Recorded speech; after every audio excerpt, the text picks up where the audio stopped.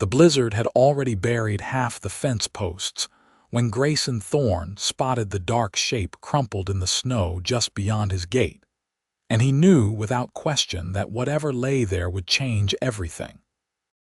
He'd been checking on the horses in the barn when something made him glance toward the road one last time. The wind howled through the Montana Valley, driving ice crystals that felt like needles against any exposed skin. February of 1884 had been brutal, even by Bozeman standards, and most folks had the good sense to stay indoors when weather like this rolled through. But there in the growing darkness, barely visible against the white drifts, was someone who hadn't made it to shelter in time. Grayson grabbed a blanket from the barn and pushed through the gate, his boots sinking deep into fresh powder with each step. The figure was a woman, he realized as he got closer, wearing a thin coat that was wholly inadequate for this kind of cold. Her dark hair had come loose from its pins and lay spread across the snow like spilled ink. Her lips had a bluish tint that made his chest tighten with urgency. He knelt beside her and pressed 2 fingers against her throat, relief flooding through him when he felt a pulse, faint but steady. She was alive, but she wouldn't be for long if he didn't get her inside immediately. Without hesitation, he wrapped the blanket around her and lifted her into his arms. She was lighter than he'd expected, and he wondered when she'd last had a proper meal. Her head lolled against his shoulder as he carried her back through the gate and up the path to his cabin. The warmth inside hit him like a wall after the bitter cold. He kicked the door shut behind him and carried the woman to his bed, the only one in the small cabin he'd built with his own hands 3 years ago. He laid her down gently and began working to remove her wet clothes, trying to be as respectful as possible while knowing that leaving her in frozen fabric would kill her as surely as the storm itself. Her dress was threadbare, patched in several places, and her boots had holes in the soles. Whoever she was, she'd been traveling hard and without much means. He replaced her wet things with one of his own flannel shirts and covered her with every blanket he owned, then set about building up the fire until the cabin was almost uncomfortably warm. For the next hour, Grayson kept vigil beside the bed, periodically checking her pulse and breathing. He heated water and used warm cloths on her hands and feet, trying to drive away the worst of the cold that had settled into her bones. Her fingers were red and swollen, but he didn't think she'd lose any to frostbite if he could keep her warm enough. As the color slowly began returning to her face, he finally allowed himself to really look at her. She was young, probably in her early 20s, with delicate features and dark lashes that lay against her pale cheeks. There was something about her that stirred something in his chest, though he couldn't quite name what it was. He'd been alone for a long time, by choice mostly, after watching what love had done to his parents. His mother had died when he was 16, and his father had followed her within a year, unable to live without her. Grayson had sworn then that he'd never let himself need anyone that much. But sitting there watching this stranger fight her way back from the edge of death, he felt something shift inside him. Maybe it was just the human need for connection after 3 Montana winters spent mostly alone, or maybe it was something else entirely. She stirred as dawn light began filtering through the windows, her eyelids fluttering before opening. Her eyes were green, he noticed, the color of spring grass, and they were filled with confusion and fear as they darted around the unfamiliar room. "Easy," he said softly, not wanting to frighten her further. "You're safe. I'm Grayson Thorne. I found you collapsed in the snow outside my gate last night. You were nearly frozen to death." She tried to sit up, winced, and fell back against the pillows. Her voice when she spoke was hoarse and barely above a whisper. "Where am I?" "My cabin, about 5 miles outside Bozeman. The storm was too fierce to try getting you into town. How are you feeling?" cold," she said, though she was bundled under enough blankets to keep 3 people warm. "And my hands hurt."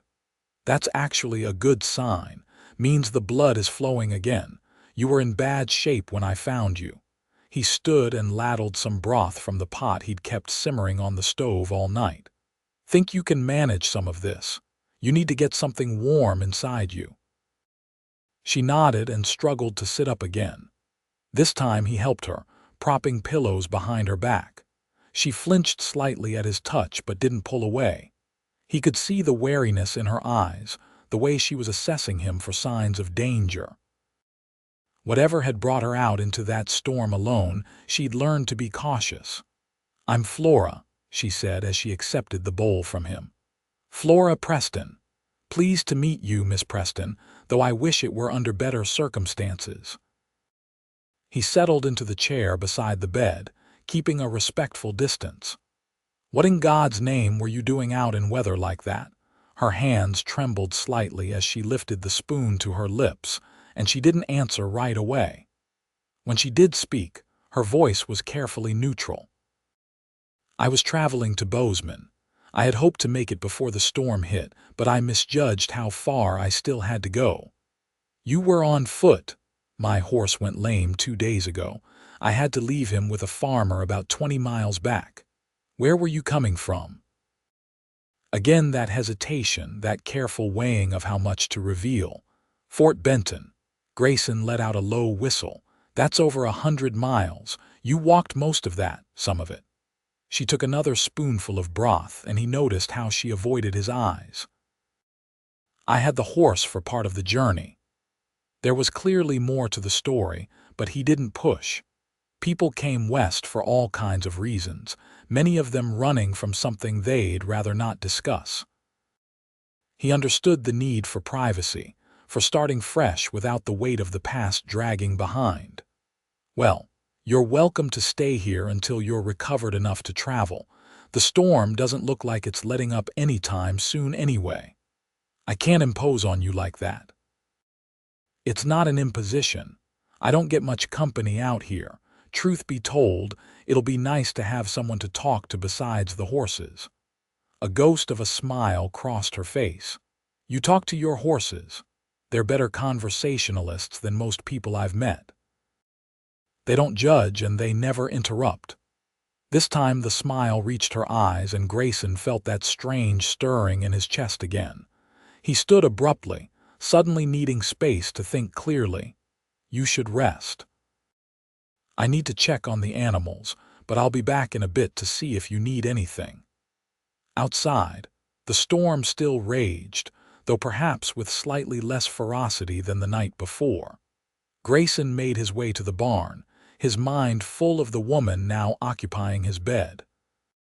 He hadn't been lying when he said it would be nice to have company, but he hadn't anticipated how the sight of her would affect him. There was something about Flora Preston that called to him in a way he didn't quite understand and wasn't sure he welcomed. His 3 horses nickered in greeting as he entered the barn.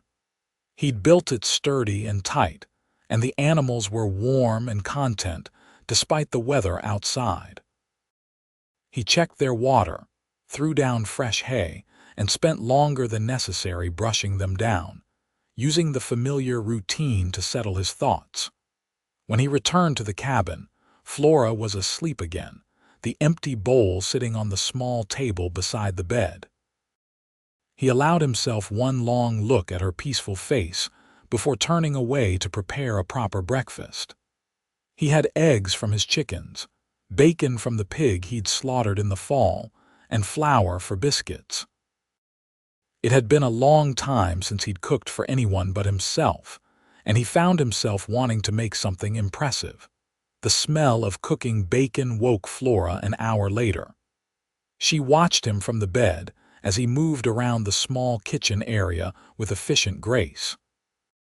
He was tall, she noticed, with broad shoulders and hands that looked equally capable of hard labor or gentle care. His hair was dark and slightly too long, and he had the weathered look of a man who spent most of his time outdoors. She judged him to be somewhere in his late 20s, perhaps 30 at most. "Smells wonderful," she said, and he turned with a smile, "Feeling better?" "Much. Though I'm mortified to be taking your bed. Where did you sleep?" He gestured to the chair where he'd spent the night. "I've slept in worse places." "That's not right. Tonight I'll take the chair. We'll see how you're feeling. You're not out of the woods yet, Miss Preston.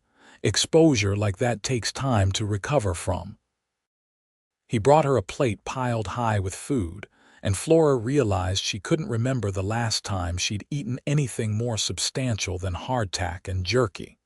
She tried to eat slowly, to maintain some semblance of manners, but the hunger was overwhelming. "When did you last have a real meal?" Grayson asked, echoing her own earlier thoughts. I've been traveling light, trying to make my supplies last." "How long were you planning to be on the road?" "As long as it took."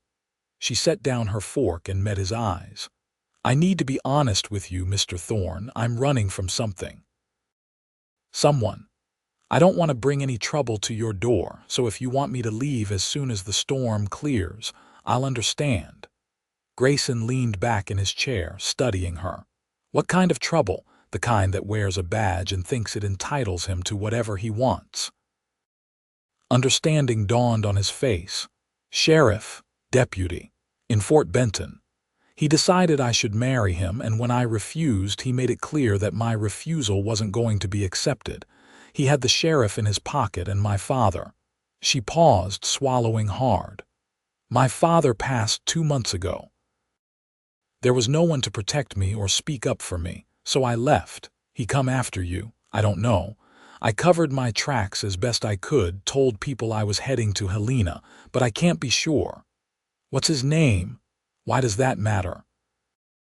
"Because if he shows up here, I want to know who I'm dealing with." Flora shook her head. "I don't want you getting involved in this. You've already done more than enough by saving my life. Once the storm passes and I'm strong enough to travel, I'll head into Bozeman and find work. He won't look for me this far south, and even if he does, I'll be lost in a bigger town. Bozeman's not that big, maybe 1,200 people on a good day, and winter's a hard time to find work anywhere." He stood and refilled his coffee cup, offering her some. She accepted gratefully. "Look, I'm not saying you should stay here long term, but at least wait until spring. Another few weeks at most. By then you'll be stronger, the weather will be better, and you'll have a better chance of finding something in town." "I couldn't possibly. The way I see it, you've got a couple of choices. You can head out as soon as you're able, still weak and without much in the way of supplies, and hope you make it to town before you collapse again. Or you can stay here, help out around the place in exchange for room and board, and leave when you're actually ready." Flora wanted to argue, wanted to maintain the independence that had gotten her this far, but she couldn't deny the logic of what he was saying. The thought of going back out into the cold filled her with a terror that went bone deep. And there was something about Grayson Thorne that made her want to trust him, despite everything she'd learned about being cautious around men. "What kind of help would you need?" "I've been doing my own cooking and cleaning for 3 years. I imagine you could do a better job of both. And come spring, there will be garden work and other chores. Nothing too demanding, especially while you're still recovering. And that's all. You'd expect nothing else." The implication in her question was clear, and Grayson felt a flash of anger that she'd been put in a position where she had to ask it. "That's all. You'll have the bed, I'll take the chair or make myself a bedroll by the fire. This is a business arrangement, Miss Preston. Nothing more." The tension in her shoulders eased slightly. "Then I accept. Thank you, Mr. Thorne. Grayson, if we're going to be living under the same roof, even temporarily, we might as well use first names. Then you should call me Flora." The storm continued for 3 more days, during which time Flora gradually regained her strength.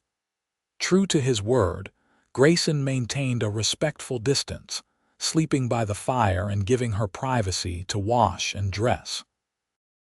But as her fear of him diminished, they began to talk more freely, sharing stories and learning about each other. Flora discovered that Grayson had come to Montana from Kansas, where his family had owned a small farm. After his parents died, he'd sold the land and headed west, looking for a fresh start where memories didn't lurk around every corner. He'd worked as a ranch hand for a while before saving enough to buy his own land and build the cabin. He ran a small operation, breeding horses and selling them to ranchers and the cavalry when they came through. It was a solitary life, but he'd always maintained it was by choice. In turn, Flora shared carefully edited pieces of her own story. She'd grown up in Fort Benton, daughter of a merchant who'd done well enough to give her an education beyond what most women received. She'd helped her father with his books and correspondence, learning business skills that would serve her well now that she needed to make her own way. She talked about her father with obvious love, and Grayson could hear the grief still raw in her voice when she mentioned his death. She didn't talk much about the deputy, and Grayson didn't press. He could fill in the blanks well enough on his own. On the fourth day, the storm finally broke, leaving behind a world transformed by snow. The drifts were so high that Grayson had to dig a path to the barn, and the silence was profound after days of howling wind. Flora stood in the doorway, wrapped in one of his coats, and stared out at the pristine whiteness. "It's beautiful," she said softly, "and deadly if you don't respect it." Grayson came up beside her, carrying a bucket of milk from the cow he kept. "You feeling up to a walk?" It's not good to stay cooped up inside too long. They walked the perimeter of his property, Grayson pointing out landmarks and explaining his plans for the spring. He had 40 acres, enough for his horses and some cattle he hoped to acquire eventually. There was a creek that ran through the property, frozen solid now, but a reliable source of water when it thawed.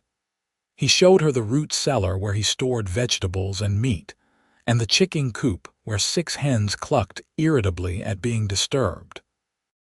"You've built something good here," Flora said as they made their way back to the cabin, her cheeks pink from the cold. "It's a start. Still a lot of work to be done. But yeah, it's mine. That counts for something." That night, as they sat by the fire after supper, Flora found herself watching Grayson as he carved a piece of wood, his hands sure and steady. She'd been terrified when she first woke up in a strange place, wearing a strange man's clothes. But Grayson had shown her nothing but kindness and respect. He'd saved her life and asked for nothing in return except some help around the house. It was more than she'd dared to hope for when she'd set out from Fort Benton. She thought about Robert Kimball, the deputy whose unwanted attention had driven her from her home. He'd seemed charming at first, always tipping his hat when he saw her, offering to carry her packages. But after her father died, his attention had turned possessive. He'd started showing up at the house uninvited, telling her that a woman alone needed protection, that she should be grateful for his interest. When she'd refused his proposal, he'd made it clear that he wouldn't accept no for an answer. The bruises on her wrist from where he'd grabbed her had only just faded. "You're thinking heavy thoughts," Grayson said, pulling her back to the present. "Just remembering things I'd rather forget." He set down his carving and looked at her seriously. "You're safe here, Flora." "I meant what I said. Nobody's going to hurt you while you're under my roof." "Why are you being so kind to me? You don't know me. I could be trouble." "You're not trouble. You're someone who needed help and I was in a position to give it. That's all there is to it." But it wasn't all there was to it, and both of them knew it.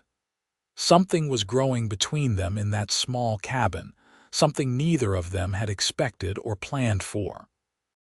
It was in the way their eyes met across the dinner table, in the comfortable silences that fell between them, in the growing reluctance Grayson felt each night when he left the warmth of the fireside to check on the horses one last time.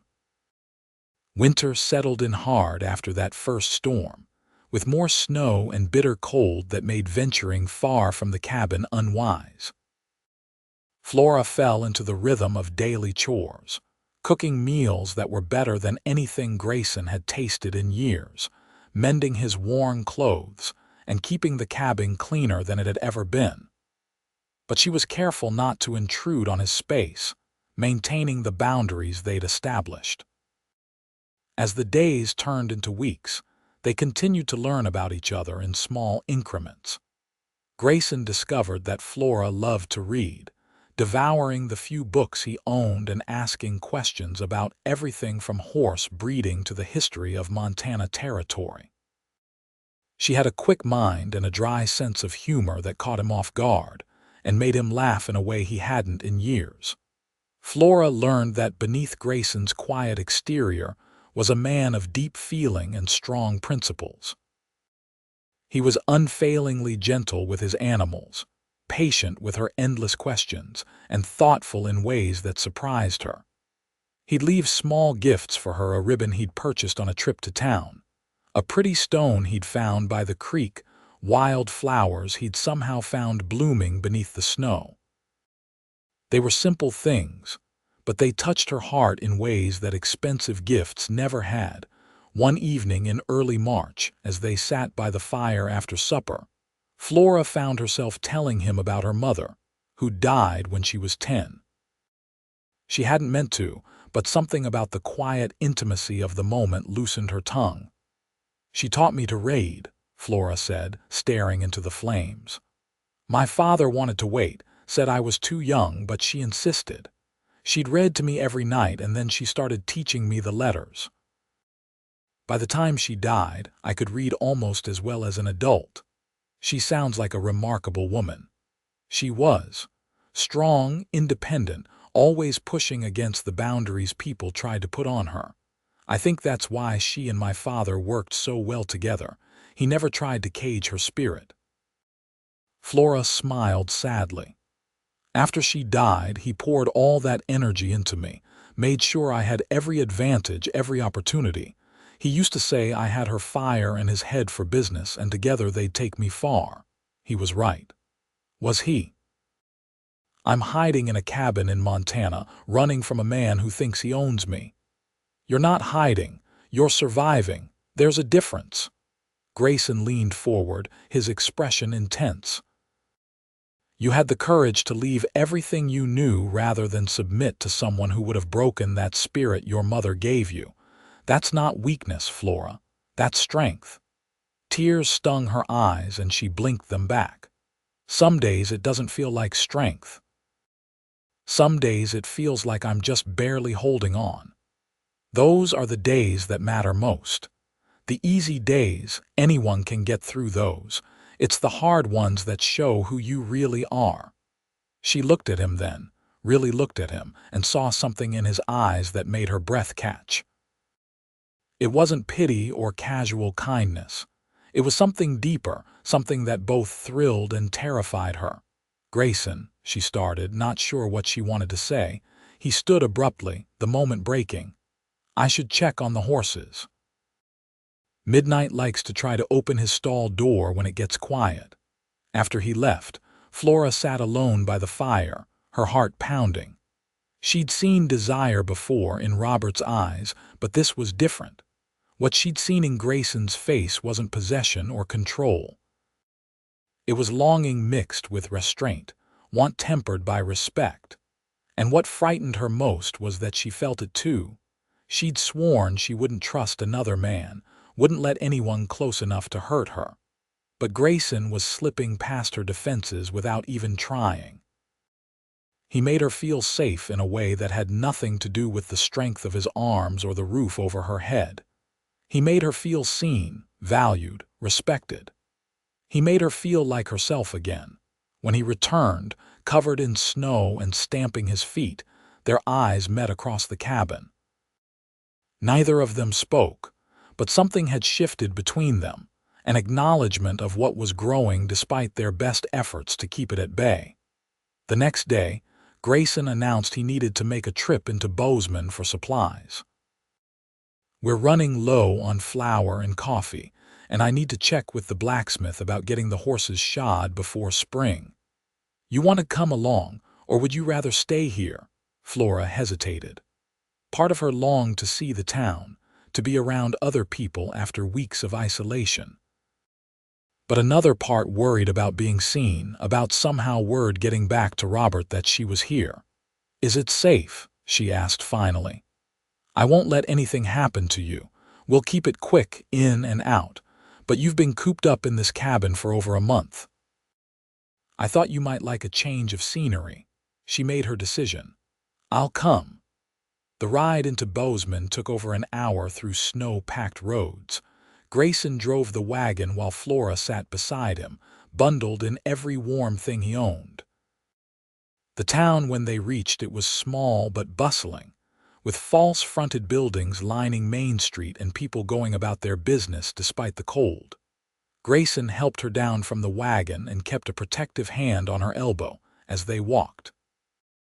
He introduced her to the shopkeeper as his cousin visiting from back east, and Flora played along, grateful for the simple deception that allowed her to relax slightly.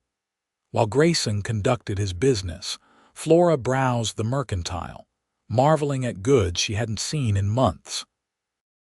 There were bolts of fabric, jars of preserves, books and newspapers, hardware and housewares. She found herself imagining ways to make the cabin more comfortable, then caught herself. She wouldn't be there much longer. Spring was coming, and with it, her departure.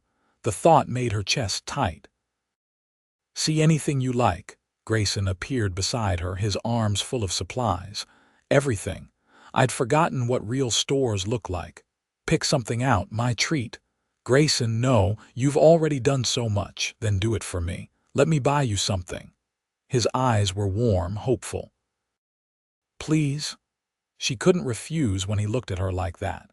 After a moment's consideration, she chose a book of poetry and a length of blue fabric. "For curtains," she explained. "To replace those old skins you're using. They're barely keeping out the drafts. Practical and pretty.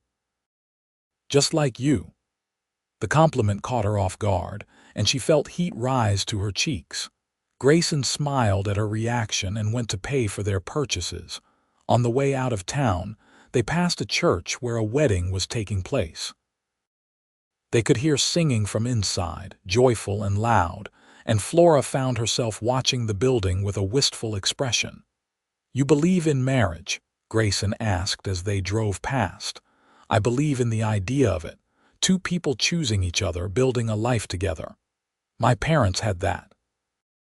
It was beautiful to watch." She pulled her coat tighter against the wind. "But I've also seen how marriage can be used as a cage, how it can trap a woman into a life she never wanted with a man she doesn't love. That's not marriage, that's imprisonment. The law doesn't always see the difference." They rode in silence for a while before Grayson spoke again. "My parents were married for 22 years. After my mother died, my father would sit in her chair every evening, just sit there holding her shawl, talking to her like she was still there. He lasted 8 months before his heart gave out. Doctors said it was natural causes, but I knew better. He died of a broken heart. That's terrible." "Is it? He loved her so much that he couldn't imagine life without her. That's not terrible, that's rare. Most people never find that kind of love." "It sounds lonely for everyone else." Grayson looked at her, really looked at her, and Flora felt pinned by his gaze. "I used to think the same thing. Used to think I never wanted to need anyone that much. But lately I've been wondering if I had it wrong. Maybe the real loneliness is never letting anyone in at all." Flora wanted to respond, but words failed her. The intensity in his eyes, the meaning behind his words, it was all too much and not enough at the same time. She looked away first, watching the snow-covered landscape pass by, her heart hammering in her chest. That night, Flora couldn't sleep. She lay in bed listening to Grayson's steady breathing from his bedroll by the fire and thought about everything that had happened.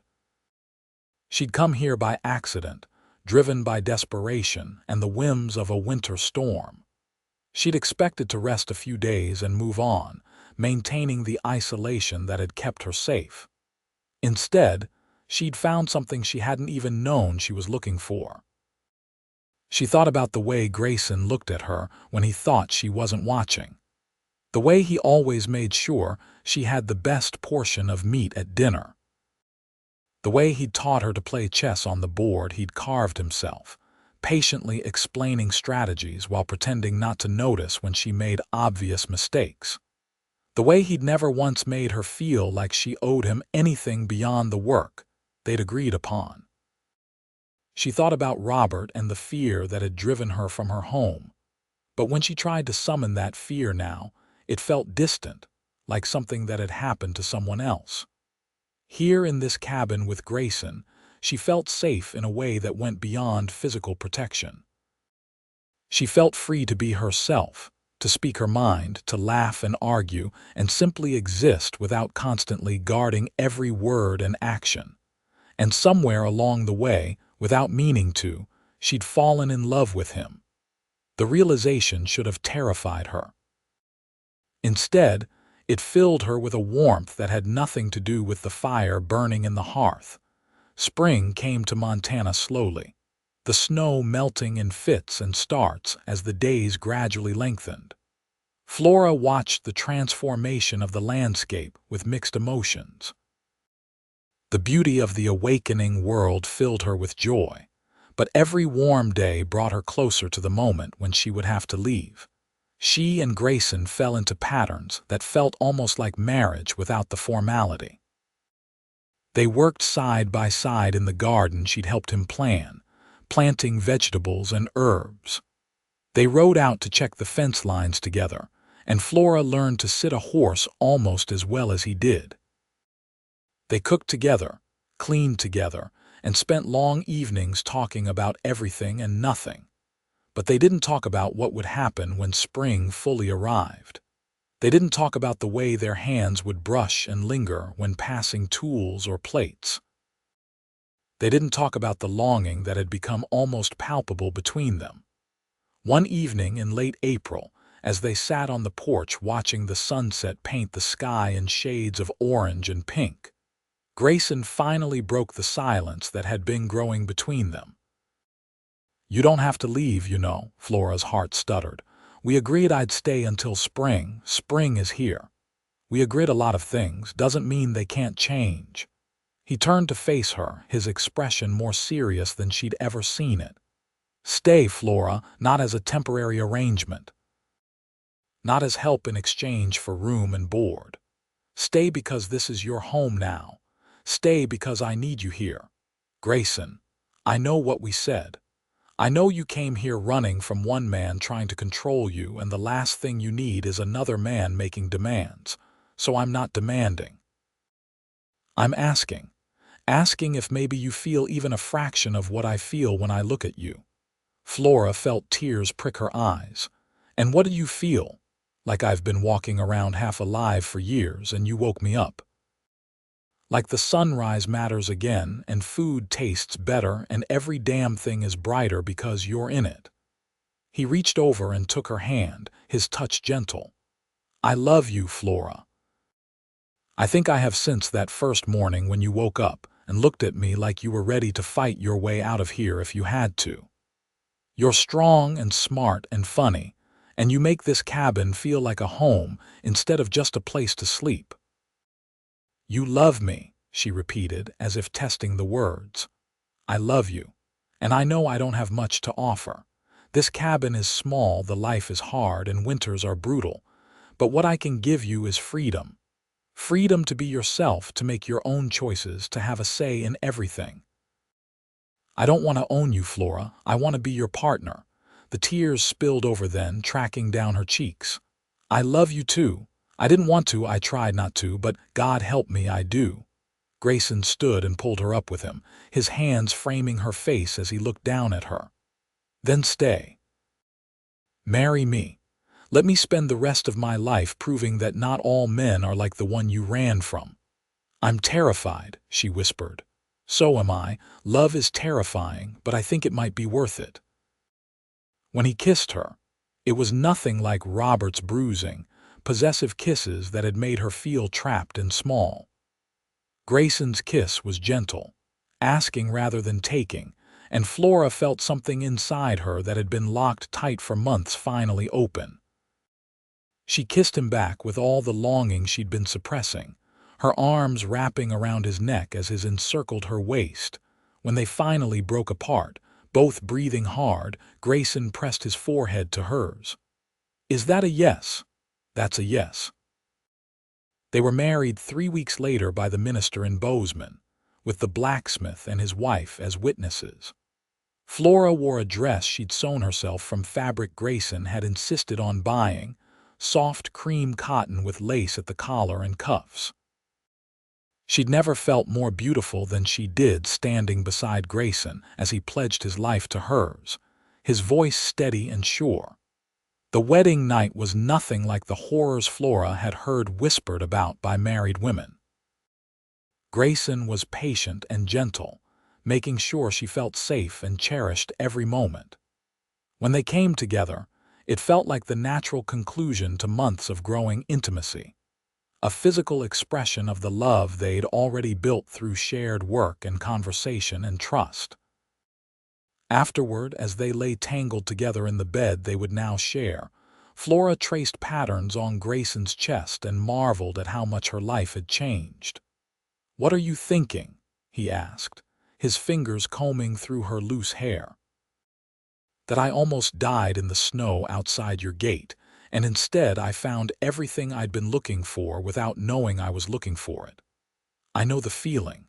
I thought I wanted to be alone, and then you showed up and made me realize how lonely I'd been. Do you ever regret it, finding me?" He rolled to face her, his expression fierce. "Never. Not for one single second. You're the best thing that ever happened to me, Flora Thorne." She smiled at the sound of her new name. "And you're the best thing that happened to me, Grayson Thorne." Their first year of marriage was marked by hard work and harder lessons as they learned to truly live as partners. They had their disagreements, like when Flora wanted to use their savings to buy more chickens, and Grayson thought they should save for a bull.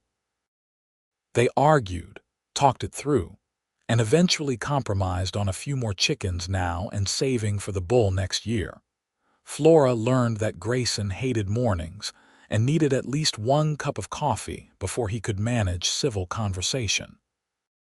Grayson learned that Flora got irritable when she was hungry, and that her seemingly bottomless patience had limits when it came to his tendency to track mud into the freshly cleaned cabin. But through it all, the love between them deepened. Grayson never made a major decision without consulting Flora, and she never felt like anything less than an equal partner in their life together. When they sold 3 horses to a passing cavalry unit, they sat together planning how to spend the money. When the garden produced more than they could use, they decided together to take the excess to town and sell it, using the profits to buy books and other small luxuries. In their second year together, Flora discovered she was pregnant. The news brought joy mixed with anxiety as she worried about bringing a child into their hard life. But Grayson was elated, already making plans to add a room to the cabin for the nursery. "What if I'm not a good mother?" Flora asked one night as Grayson built a cradle by firelight. "You'll be an amazing mother. You're patient, loving, and strong. Our child will be lucky to have you. You'll be there, won't you? You won't leave me to do this alone." He set down his tools and pulled her into his arms. "I will be by your side through every moment. When our child is born, when they take their first steps, when they learn to read. Every moment, Flora. I'm not going anywhere." Their son was born in February, almost 3 years to the day after Flora had collapsed in the snow at Grayson's gate. They named him Thomas, after Flora's father, and he had his mother's green eyes and his father's dark hair. Grayson was true to his word, staying beside Flora through the long hours of labor and crying openly when he first held his son. Flora watched her husband cradling their baby and felt her heart expand in a way she hadn't thought possible. This was her family, built from desperation and chance and love. This was her home. As Thomas grew from infant to toddler, the cabin rang with his laughter and occasional tears. Grayson proved to be as patient a father as he was a husband, spending hours teaching Thomas to walk, to say his first words, to recognize the different animals. Flora taught him songs and stories, passing on the love of learning her own parents had given her. They added 2 more children over the next 6 years. Margaret came next, named for Grayson's mother, with her father's quiet determination and her mother's quick wit. Then came Samuel, a surprise baby who arrived early but strong, with lungs that could wake the dead and a sunny disposition that made everyone who met him smile. The cabin had been expanded twice by then, with a proper upstairs and separate bedrooms for the children. The original 40 acres had grown to 80 as they bought adjoining land, and their horse breeding operation had become successful enough to provide a comfortable living. They'd added cattle and more chickens, and Flora's garden had become the talk of Bozeman, producing vegetables that won ribbons at the county fair. But for all their material success, what Flora treasured most was the life they'd built together. Every evening, after the children were in bed, she and Grayson would sit on the porch they'd expanded and watch the stars come out, talking about their day and making plans for the future. "You ever think about what might have happened if I'd made it to town that night?" Flora asked one such evening, her hand in his, all the time. "And then I thank God you didn't. I could have died out there. But you didn't. You fought your way to my gate and I found you, and here we are, 3 children, a successful ranch, and more happiness than I ever thought possible." Do you think Thomas understands when we tell him the story of how we met? I think he understands that his mother is brave and his father is lucky. Grayson brought her hand to his lips, just like I understand it every single day. On their 10th wedding anniversary, Grayson surprised Flora with a trip to Bozeman to celebrate. They left the children with a neighbor and rode into town in their Sunday best, drawing admiring glances from people who knew them. The wild-haired young woman who'd arrived more dead than alive had become a respected rancher's wife, and the solitary cowboy had become a family man whose devotion to his wife was legendary. They had dinner at the hotel restaurant, a luxury they rarely indulged in, and Grayson presented Flora with a gift he'd been secretly working on for months. It was a locket on a silver chain, with a tiny engraving of their cabin on one side and space for photographs of their children on the other. "So you'll always carry home with you," he explained as he fastened it around her neck. Flora touched the locket with trembling fingers, overwhelmed by the thoughtfulness of the gesture. "I don't need a locket for that. Home is wherever you are." "That's the most romantic thing you've ever said to me." "Then I haven't been trying hard enough." She leaned across the table and kissed him, not caring who was watching. "I love you, Grayson Thorne. Thank you for finding me in the snow. Thank you for giving me a life I never dreamed possible. Thank you for every single day of the last 10 years. The pleasure has been entirely mine, Mrs. Thorne, and I plan on thanking you every day for the next 50 years. As they rode home under a sky full of stars, Flora reflected on the journey that had brought her here. She'd left Fort Benton broken and afraid, certain that her life was over. Instead, she'd found a new beginning in the last place she'd expected. She'd found a man who saw her as an equal, who cherished her independence as much as her love. She'd found a home not just in the cabin Grayson had built, but in the life they'd created together. The years continued to pass with the steady rhythm of seasons. Their children grew, each developing their own personalities and dreams. Thomas showed an aptitude for working with horses that rivaled his father's, and Grayson began teaching him everything he knew. Margaret had her mother's love of learning and could often be found with her nose in a book, dreaming of faraway places. Samuel was the adventurer, always exploring and asking questions, keeping both parents on their toes.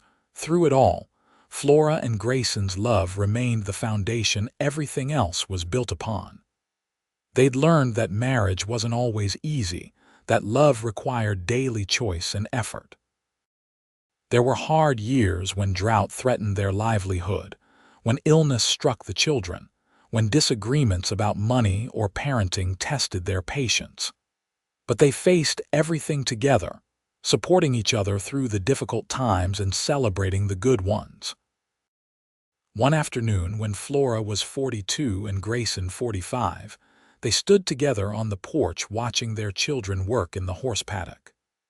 Thomas was 19 now, tall and capable, already drawing the attention of several young women in town. Margaret, at 17, was preparing to attend the new teaching college in Helena, determined to bring better education to Montana Territory. Samuel, at 13, was still young enough to be more interested in adventure than romance, but already showing signs of the man he would become. "We did good," Grayson said, his arm around Flora's waist. "We did," she agreed. "Though I can't take much credit, they get their best qualities from you. They get their courage from you, their determination, their refusal to accept limitations." He pulled her closer. "You gave them that just like you gave it to me. I gave you determination. You gave me a reason to use it. Before you, I was just going through the motions. Working hard because that's what you do, not because I had anything I was working toward. You changed that." Flora turned in his arms to face him fully. "You saved my life that night, in more ways than just keeping me from freezing to death. You showed me that not all men are like Robert Kimball, that there are good men who keep their promises and treat women with respect. You gave me back my faith in humanity." "Whatever happened to him, do you think?" Flora shrugged. "I heard through someone in town years ago that he left Fort Benton not long after I did." Apparently, there were other women who'd complained about his behavior, and when I disappeared, they felt brave enough to speak up. Last anyone knew, he'd drifted south, maybe into Wyoming. I hope he's far from here and that he's learned better, though I doubt it. "And you never think about going back, seeing your old home?" "This is my home. Fort Benton is just a place I used to live. Everything that matters to me is right here." As if to prove her point, Samuel called out from the paddock, having successfully gotten a rope around a particularly stubborn colt. Margaret cheered for him while Thomas offered advice, and the scene was so perfectly domestic that Flora felt her eyes mist with happy tears. "Growing sentimental in your old age," Grayson teased gently. "We're not old. We're seasoned." "Is that what we're calling it?" She laughed and kissed him, still marveling after all these years at how perfectly they fit together. "That's exactly what we're calling it." When Thomas married a neighbor's daughter 2 years later, Flora and Grayson hosted the wedding on their ranch, with half of Bozeman in attendance. Watching her son pledge himself to his bride, Flora thought back to her own wedding day and sent up a silent prayer of thanks for every twist of fate that had brought her to this moment. Margaret achieved her dream of becoming a teacher, returning to Bozeman after college to establish a school that accepted students regardless of their ability to pay. She never married, too devoted to her students and her work, but she seemed perfectly content with the life she'd chosen. Flora understood that a woman's happiness didn't have to come from a man, and she supported her daughter's choices without question. Samuel became a surveyor, traveling throughout Montana, and sending long letters home about the places he saw and people he met. Eventually, he settled in Great Falls with a wife and children of his own, but he visited often, regaling his nieces and nephews with stories of his adventures. As Flora and Grayson grew older, they gradually turned over more of the ranch's daily operations to Thomas and his wife, though neither of them could quite bring themselves to retire completely. They still worked in the garden together, still took evening rides to check the fence lines, still sat on the porch every night watching the stars. On a spring evening much like the one when they'd first confessed their love, Flora sat beside Grayson in their customary spot and realized she was perfectly content. She had everything she'd never known she wanted: a loving husband, children and grandchildren who brought her joy, a home she'd helped build, and a life full of purpose and meaning. "What are you thinking about?" Grayson asked, as he had countless times over their decades together. "About how lucky I am, about how one terrible night turned into a lifetime of beautiful days. I'm the lucky one. I was just existing before you came along. You taught me how to live." "We taught each other," Flora corrected. "That's what partners do." They sat in comfortable silence as the sun set over the mountains, painting the sky in shades of purple and gold. Somewhere inside, they could hear their grandchildren playing, the sound of young laughter filling the house. The horses nickered in the barn, settling down for the night. A nightingale began its evening song. Flora leaned her head on Grayson's shoulder, and he wrapped his arm around her, and everything was exactly as it should be. She thought about the frightened young woman who'd stumbled through a blizzard 25 years ago, desperate and alone. She thought about the lonely cowboy who'd found her and changed both their lives forever. "Thank you," she whispered. "For what?" "For carrying me inside that night, for carrying me into your life." Grayson pressed a kiss to the top of her head. "Thank you for letting me. Thank you for every day since. Thank you for being mine. Always," Flora promised. "Always and forever." They remained on the porch until the stars came out in full force, neither wanting to break the spell of the perfect moment. Around them, the ranch they'd built together stood solid and strong, a testament to what two people could create when they chose love over fear, partnership over control, and forever over the easy way out. The story of how Flora Preston had collapsed in the snow at Grayson Thorne's gate became family legend, told and retold to children and grandchildren with varying degrees of dramatic embellishment. But the heart of it remained true. Two lonely souls had found each other on the worst night of their lives and built something beautiful from that chance encounter. Years later, when both Flora and Grayson had passed peacefully in their sleep within months of each other, their children gathered to sort through their belongings. They found letters Flora had written but never sent, detailing her journey from Fort Benton. They found Grayson's journals, where he'd written about finding her and falling in love with her. They found the locket he'd given her on their 10th anniversary, now containing photographs of all their children and grandchildren. But more than the physical items, they found evidence everywhere of a life well lived and a love that had endured every test. It was in the way the cabin had been expanded and improved over the years, each addition reflecting their growing family. It was in the garden that still bloomed every spring, planted according to Flora's careful designs. It was in the stable full of horses descended from the ones Grayson had first bred, carrying on his legacy. It was in the school Margaret had founded, teaching another generation according to the principles her parents had instilled in her. Thomas, now an old man himself, stood on the porch where his parents had spent so many evenings and looked out over the land they'd loved. "They were lucky," his wife said beside him.